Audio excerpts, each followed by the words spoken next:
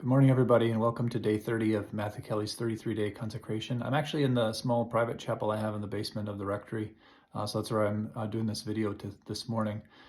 So today he talks about holy moments, and to me this is just a reformulation of practicing the presence of God. In other words, all of us are created in God's image and likeness in order to be fulfilled, in order to live according to the manufacturer's instructions, I guess, is to live a life of generosity because God is generous. God on the cross is willing to give his life for the sake of the life of others.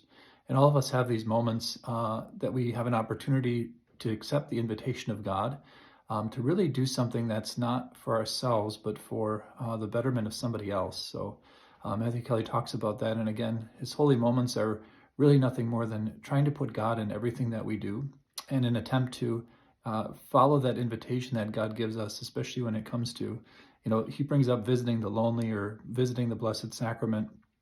All these things are meant ultimately to give us, fulfill the very meaning for why we exist, and that is to give our life for others.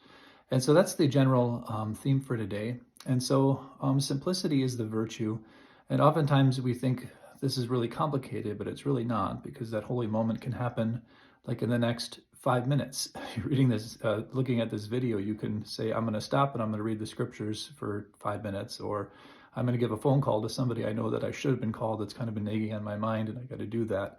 So consider that today as we look at this virtue of simplicity in the chapter called Holy Moments. And I'll see you tomorrow for day 31.